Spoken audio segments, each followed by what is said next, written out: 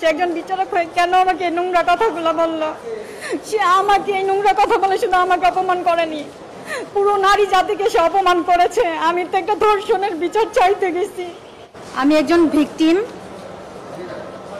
আমি আজ আপনাদের মাঝে বিচার বিভাগ, প্রশাসন বিভাগ এইসব বিষয়ে কিছু কথা বলতে এসেছি, যেটা দীর্ঘ 2 বছর যাবৎ আমার সাথে হয়ে আসতেছে। সে বিষয় নিয়ে আমি কিছু কথা বলব। আমি 2024 সালের এপ্রিল মাসের 4 তারিখে নারী শিশু 8 কোর্টে একটি ধর্ষণ মামলা দায়ের করি। মামলাটি চলাকালীন ধর্ষণ আসামি আমাকে 3 বার হত্যা করার চেষ্টা করে। যথেষ্ট পরিমাণ প্রমাণ থাকা সত্ত্বেও আমি সেই আসামিকে আজ পর্যন্ত বিচারের আওতায় আনতে পারিনি। সিআইডিকে দেওয়া হয় আমার মামলাটি তদন্তের জন্য। সিআইডি তদন্তকালীন আমাকে বারবার অফিসে ডেকে নিয়ে বলে, আপনি মামলাটি আপোস করে ফেলেন। মামলাটি আসলে আপোস করলে আপনার জন্য ভালো, কারণ বাদী অনেক শক্ত, আসামি অনেক শক্ত, আপনি কিছু করতে পারবেন। তা আমি বলি যে না, আমি তো আপোস করার জন্য মামলা করিনি, আমি মামলা করেছি আমি ন্যায় বিচার চাওয়ার জন্য, আমি ন্যায় বিচার চাই। তো সিআইডি কর্মকর্তা বারবার চেষ্টা করে ব্যর্থ হয়ে তাদের ঊর্ধ্বতনকে দিয়ে আমাকে ডেকে নেয়। ডেকে নিয়ে সে ঊর্ধ্বতনও আমাকে বলে যে আপনি মামলাটি আপোস করেন, এতে করে আপনার ভালো হবে, টাকার বিনিময়ে আপোস করেন। আমি তাকেও না করেছি যে না, আমি টাকা পয়সার বিনিময়ে কেন, পৃথিবী লিখে দিলেও আমি আপোস করব না, আমি ন্যায় বিচার চাই বাংলাদেশে। তো তখন তারা ব্যর্থ হয়ে বাধ্য হয়ে তারা একটি রিপোর্ট 9-1 ধর্ষণ মামলা কোর্টে তারা পাঠায়। হ্যাঁ, তার আগে একটু কথা বলি, সেটা হচ্ছে এই সিআইডিরা যে ঘুষ নিয়েছে মোটা অঙ্কে, তার একটি রিপোর্টও করেছে দেশ টিভি। দেশ টিভিতে একটা রিপোর্ট আছে তাদের এই ঘুষ লেনদেনের বিষয়ে। তো মামলার রিপোর্ট গেল কোর্টে 2 বছর পরে। 2 বছর পরে কোর্টে গেলে কোর্ট থেকে যেটা করেছে, গত জুলাইয়ের 14 তারিখে আসামি নন ডেটে 30-40 জন আইনজীবী নিয়ে এবং বার কাউন্সিলের সভাপতিকে নিয়ে তারা কোর্টে আসে জামিন চাইতে। জামিন চাইতে আসলে তারা আমার যেহেতু নন ডেটে এসেছে, আমার লয়ার ছিল না। এরপরে আমি আমার অ্যাডভোকেটকে জরুরি ফোন দিয়ে তাকে আনি এবং সে অনেক তাড়াহুড়া করে আসে, এসে কোর্টে দাঁড়ালে তাদের এই 40-50 জনের ভিড়ে আমার লয়ারকে কথা বলতে দেওয়ার সুযোগ দেওয়া হয় না।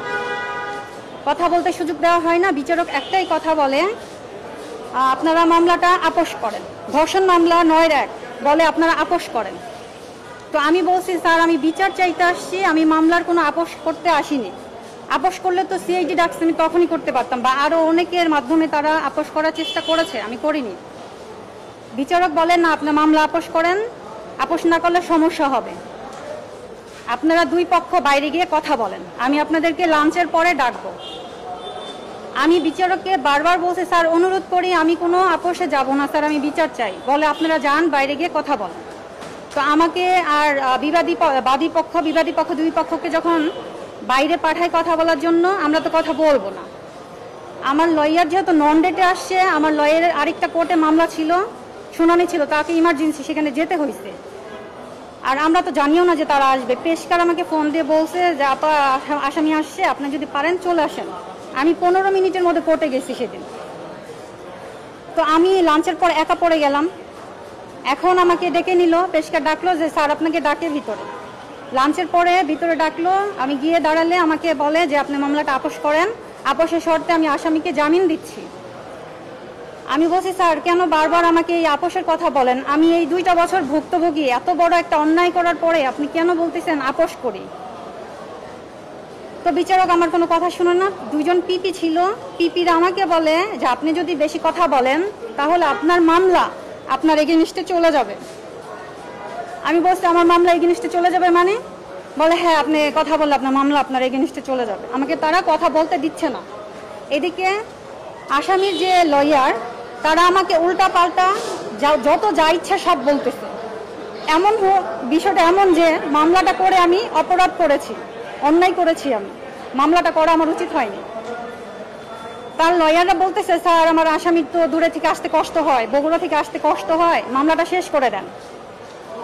কখন এত বড় একটা সাহস পায় আসামি পক্ষ যে মামলাটা শেষ করে দেন? বিচার কার্য শুরুই হলো না, সবে মাত্র রিপোর্ট আসছে, তারা এত বড় সাহস করে বলে মামলাটা স্যার শেষ করে দেন।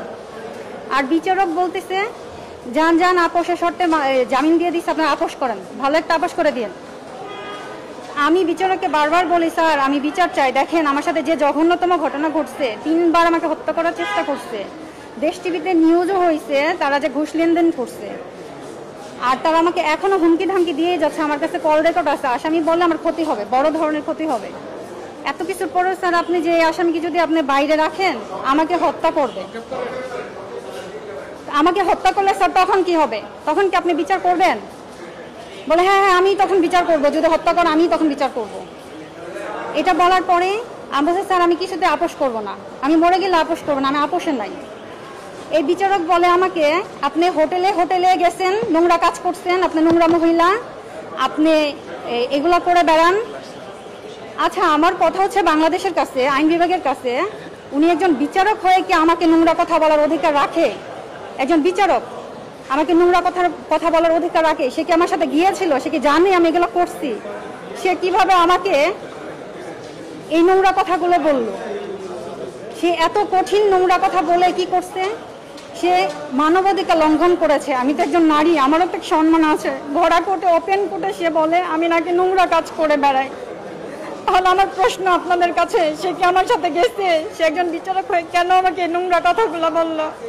সে আমাকে এই নোংরা কথা বলে শুধু আমাকে অপমান করেনি, পুরো নারী জাতিকে সে অপমান করেছে। আমি তো একটা ধর্ষণের বিচার চাইতে গেছি, এটাই আমার মহা অন্যায় হয়েছে তাদের কাছে। আমি রানিং মাসের 4 তারিখে রেজিস্ট্রার জেনারেলকে একটা লিখিত অভিযোগ দেই যে বিচারক আমার সাথে যে অশোভনীয় আচরণ করেছে সে বিষয়ে একটা অভিযোগ দায়ের করি, এবং আমি নিজে গিয়ে দিয়ে আসি সেই অভিযোগপত্রটা 4 তারিখে দিলে সে আমাকে জানায় যে আমি আপনাকে কালকে জানাচ্ছি, আমাদের বিচারকের সাথে কথা বলে আমি আপনাকে কালকে জানাচ্ছি। এটা বলে আজকে 14 দিন হয়ে গেলেও তারা আমার সাথে কোনো রকমের যোগাযোগ করেনি, কোনো রকমের কোনো আশ্বাস বা কোনো সমাধান তারা আমাকে দেয়নি। এই জামিন দিয়ে দিছে আসামিকে, এখন তারা পায়দারা করতেছে আসামিটাকে যাতে করে ফিক্সড করে জামিন দেওয়া যায়, একেবারে যেন জামিন দিয়ে দেওয়া যায়। বিচারকের নাম আব্দুল মুক্তাদির, মাগুরা থেকে সে 3 মাস আগে এসেছে, 2.5-3 মাস আগে। আসামি যিনি, ওনার সাথে আপনার কি আগের পরিচয় ছিল বা এরকম কিছু? আসামির সাথে আমার আগের পরিচয় ছিল না, একজনের মাধ্যমে পরিচয় হয়েছিল। আব্দুল মুক্তাদির নারী শিশু 8 নং কোর্টে আছে, ঢাকা জজ কোর্ট, নারী শিশু 8, যে এই মুহূর্তে 8 নং কোর্টে আছে। আমার অভিযোগটা এই বিচারকের বিরুদ্ধে, বিচারক যেগুলো করছে যে এখনো আছে সে।